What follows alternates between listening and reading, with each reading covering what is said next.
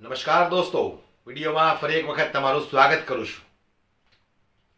શરમ આવી જોઈએ ઢાંકણીમાં પાણી લઈને ડૂબી મરવું પડે.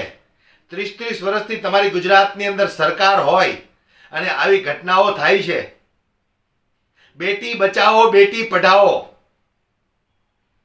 બહુ મોટા મોટા ઉપાડે નારાઓ લગાવતા હતા ભારતીય જનતા પાર્ટીના નેતાઓ, દેશના વડાપ્રધાન નરેન્દ્રભાઈ, મુખ્યમંત્રીઓ તમામ. શરમ આવે છે કે નહીં આજે તમને લોકોને? ક્યાં છે પેલી સ્મૃતિ ઈરાની? નલિયા કાંડ ઉપર તો દેશના વડાપ્રધાન મનમોહનસિંહ હતા, એમને બંગડીઓ દેવા માટે પહોંચી ગઈ હતી. આજે જે દાહોદની અંદર જે ઘટના બની છે, માત્ર 6 વર્ષની દીકરી સાથે એક નરાધમે દુષ્કર્મ આચરવાની કોશિશ કરી. એ બાળકી જ્યારે રાડો પાડવા મળી ત્યારે એમનું ગળું દબાવી દીધું. આખો દિવસ એ મૃતક બાળકીને પોતાની ગાડીમાં ગોંધી રાખી અને આ નરાધમ સ્કૂલમાં પહોંચી ગયો હતો. રાત્રે કંઈક મોકો મળ્યો એટલે એ બાળકીને સ્કૂલની આજુબાજુમાં ફેંકી દીધી. વિચાર કરો તમે. આ વિશ્વ હિન્દુ પરિષદનો કાર્યકર્તા હતો, લોકોને હિન્દુઓનો પ્રચાર કરી અને જાગૃત કરતો હતો. ખેર એ વાત તો આપણે એક બાજુ રાખીએ, પણ હું કહેવા માંગુ છું ગુજરાતના ગૃહમંત્રી, મુખ્યમંત્રી, શું કરો છો તમે બધા? વાતો તો બહુ મોટી મોટી કરો છો કે ભાઈ બળાત્કારીઓને છોડવામાં નહીં આવે, ગુનેગારોને છોડવામાં નહીં આવે. પણ કેવા ગુનેગારોને? જેને હેલ્મેટ નથી પહેર્યું, લાયસન્સ નથી, પીયુસી નથી, એવા ગુનેગારોને છોડવામાં નહીં આવે. બાકી બળાત્કારીઓ, બુટલેગરો, ચરસ માફિયાવાળાઓ, ડ્રગ્સ અફીણ વેચનારાઓ, એવા લોકોને તો બિંદાસ અમે ફરવા દેશું. બરાબર કે નહીં? શરમ આવી જોઈએ તમને લોકોને. જ્યારે એક કલકત્તાની અંદર આ ઘટના બની હતી એક ડોક્ટર સાથે, ત્યારે ગુજરાતના ગૃહમંત્રી કોણ જાણે અચાનક મોઢામાં જીભ આવી ગઈ, એક ટ્વીટ કર્યું કે ભાઈ મમતા બેનર્જીએ પોતાના કર્તવ્યનું પાલન કરવું જોઈએ. વારે, આજ સુધી તો તમે રોબોટની જેમ કામ કરતા આવ્યા છો. ઉપરથી જેટલો ઓર્ડર આવે એટલું જ તમે બોલો છો. આજે તમારા મોઢામાં આવા શબ્દો કેવી રીતે આવી ગયા? મમતા બેનર્જીને તમે કર્તવ્યનું પાલન કરતા શીખવાડવાની વાતો કરો છો. ગુજરાતની અંદર 6 વર્ષે બળાત્કારો થાય છે, તો અત્યારે કેમ તમારા મોઢા પર ટેપ લાગી ગઈ? ભૂપેન્દ્રભાઈ પટેલને હું કહેવા માંગુ છું, અત્યારે તો મૌની બાબા બની ગયા. મોટી મોટી હિન્દુની વાતો કરવા વાળા સાધુ સંતો મહંતો કઈ ગુફામાં ઘૂસી ગયા છો તમે બધા? આવો એકાદો બાર અને જનતાને શિખામણ આપો કે ભાઈ અમારા કહેવાથી તમે ભાજપને વોટ આપ્યો તો એટલે તમારે આવું ભોગવવું પડશે. બરાબર ને? આ એ જ સાધુ સંતો છે જેમણે ભારતીય જનતા પાર્ટીની દલાલી કરી હતી 2022માં કે ભાઈ ફરી એક વખત ફલાણા ભાઈની જરૂર છે, દેશને હિન્દુ રાષ્ટ્ર બનાવવું છે.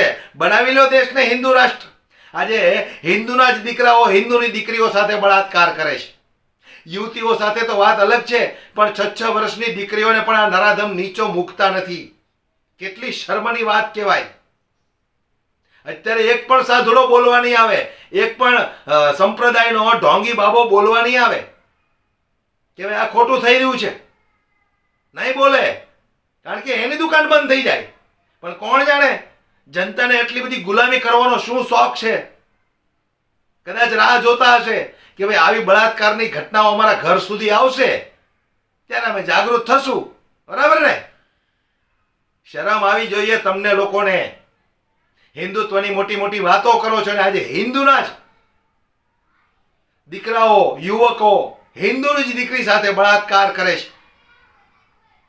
નરેન્દ્રભાઈ મોદી, ગૃહમંત્રી હર્ષભાઈ સંઘવી, ભૂપેન્દ્રભાઈ પટેલ, સ્મૃતિ ઈરાની, બધાના મોઢા પર કેમ ટેપ લાગી ગઈ છે?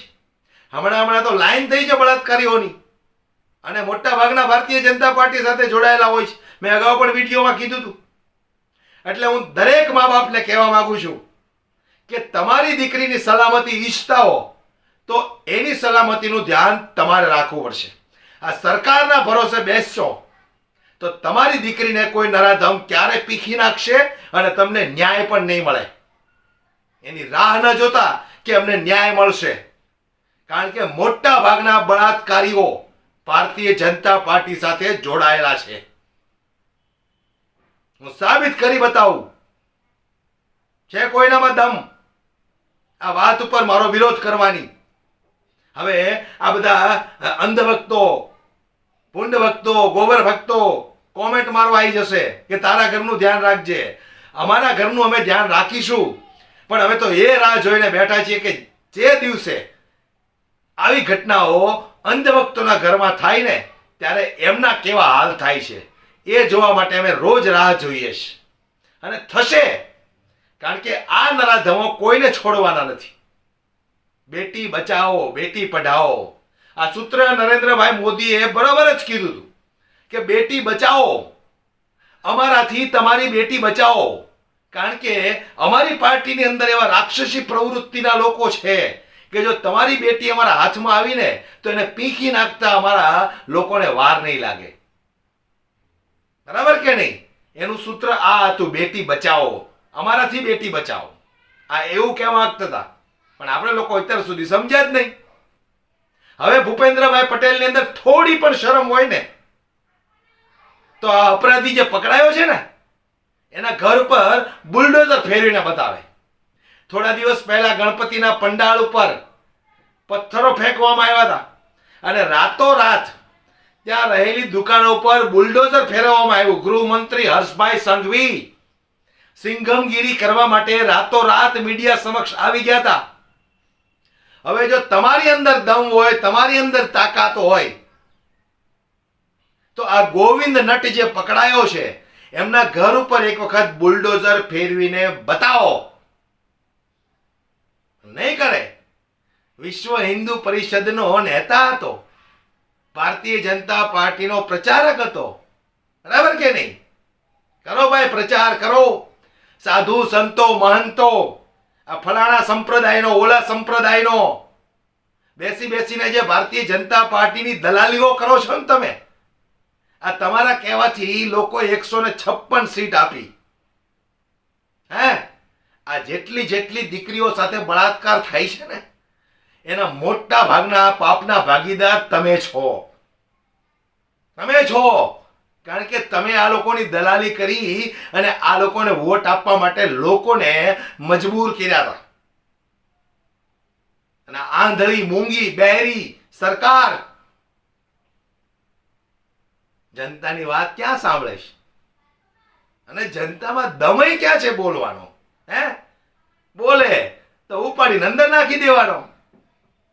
કાયદા કાનૂન તો કોઈ જાણતું નથી એટલે ડરમાં જીવા કરે કે હવે સરકાર સામે બોલશો તો ઉપાડીને અંદર નાખી દેશે.